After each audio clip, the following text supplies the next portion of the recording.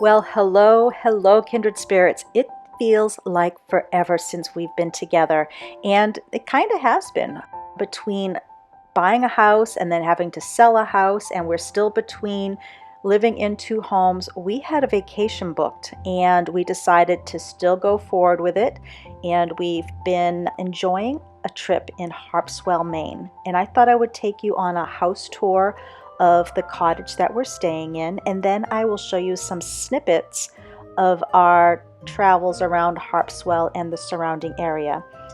Now, I know in the past couple videos, many of you have wished that we did more voiceovers or I was able to share more, but honestly, I don't have a very good internet connection right now, and a lot of my microphones are still packed away and I don't have a place to sit. So I'm doing what I can right now, but I promise once we get settled and things get a little bit more normal, we will go back to our regular way of presenting the shows and episodes to you. But for now, I hope you enjoy this little visit to our cottage in Harpswell, Maine that we've rented, and I am going to show you around.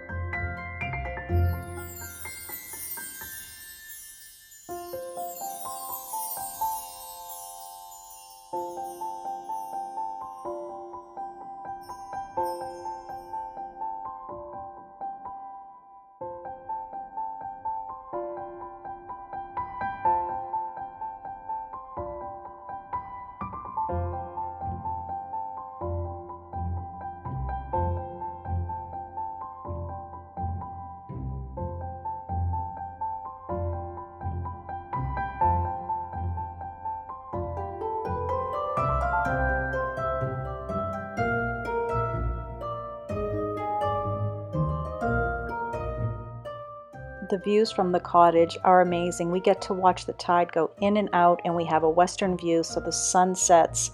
We get to enjoy those each and every night. Now you're seeing this cottage for the first time with me, so we're going to head upstairs and I'm checking out the bedrooms. I'm going to select the one that Ben and I are going to stay in, and we also have some of our children coming up to visit. Some will stay overnight, some are just coming for the drive, so this cottage has plenty of rooms for company.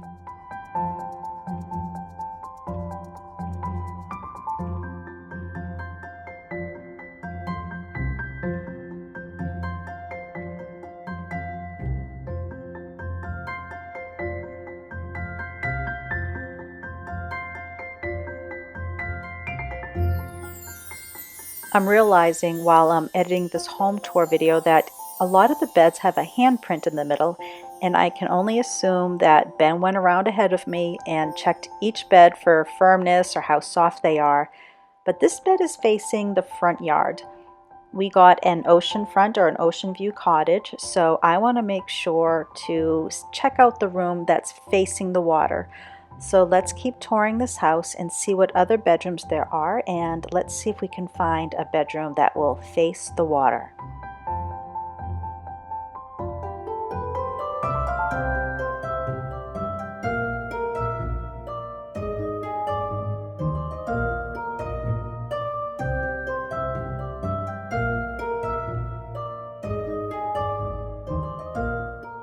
Just the way the light is coming through the doorway, I know we're heading in the right direction.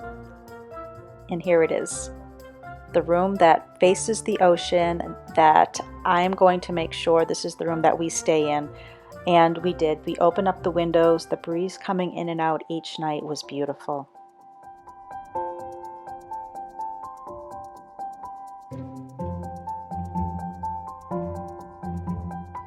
I didn't know where Ben and Willow were, but I can see they are down by the water.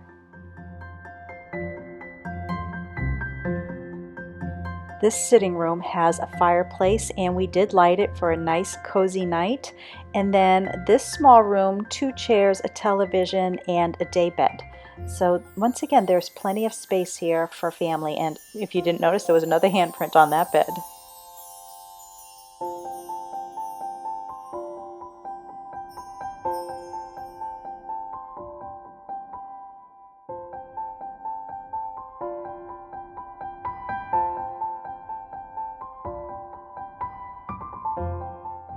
Luckily, there is plenty of seating inside and outside because this particular bench doesn't look like it wants anybody to sit in it anytime soon.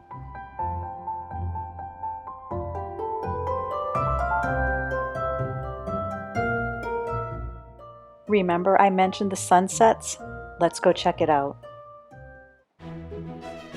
I grabbed myself a blanket, a glass of wine, and I'm going to be meeting Ben, who is just over those bushes in an Adirondack chair waiting for me. He has his blanket, his glass of wine, and Willow, so I'm going to let you watch the rest of this while I sit and enjoy my wine.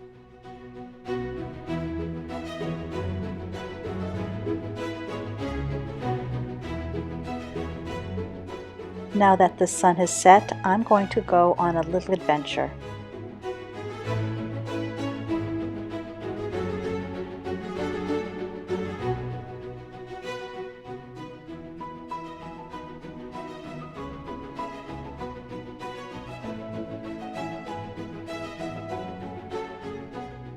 Now, during high tide, this is completely covered with water, but while I'm out here walking tonight, I'm finding so much sea glass, which I can't wait to bring home to my daughter who makes jewelry out of sea glass.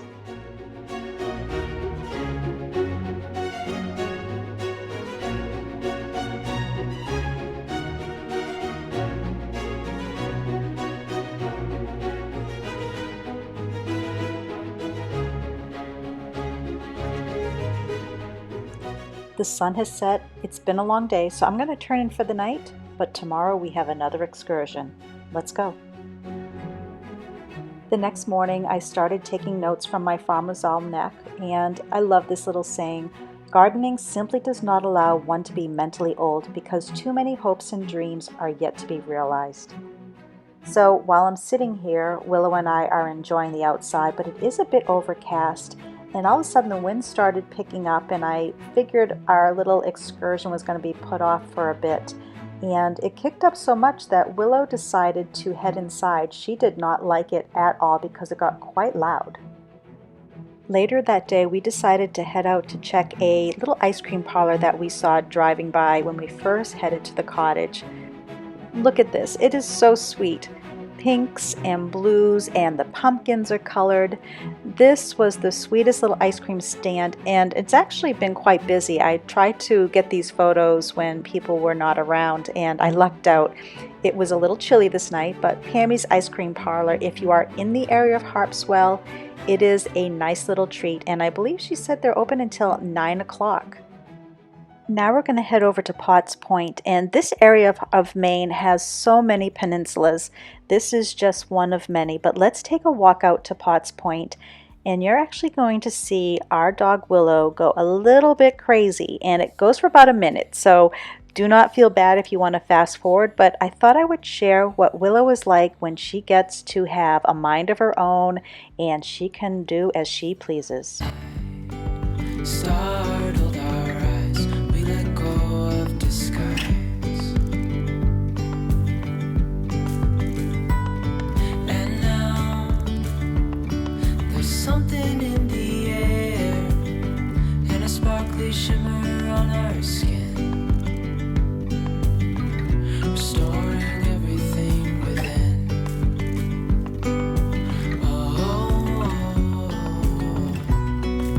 Dreamy, breezy, we go.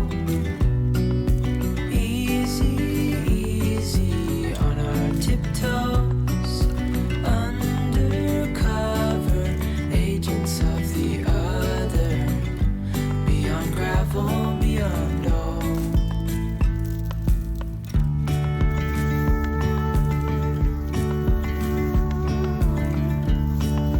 Hand in hand, building castles out of sand, reaching for the grand. As willows align. Okay, here we go. And notice that one thing she keeps playing with, she came across a deceased crab, and I think she thought it was going to play with her.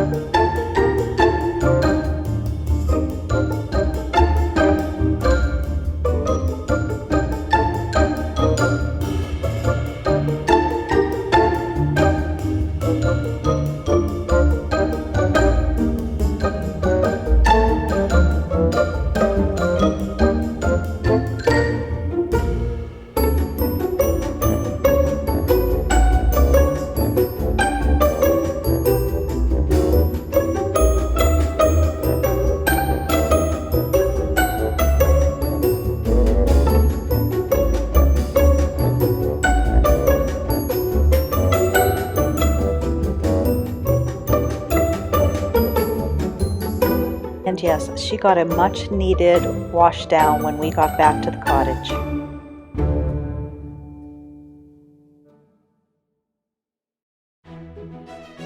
If you haven't been to Maine and you are hoping to do so, or if you're looking for a place to go, I would suggest putting this on your bucket list. It really is a wonderful state to visit.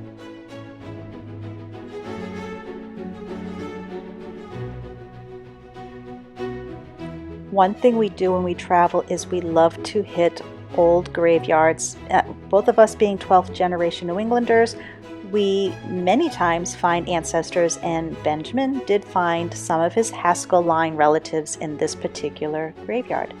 And also town pounds are quite common in a lot of the towns. I'm not sure if they are in other parts of the country, but they used to put livestock here when they were going off, or if it was caught while it escaped, they would go here.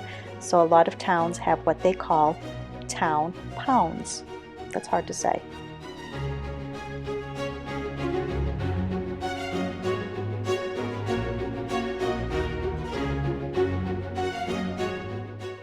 Now, since this cottage is on a peninsula, I get to also enjoy when the sun is rising in the east. It illuminates the clouds. So when I'm sitting on the porch facing west, I can see the clouds start to turn pink and rose and orange as it's rising in the east, like I said, and it's a beautiful sight. I just sit here and take in the wonder of Mother Nature and enjoy.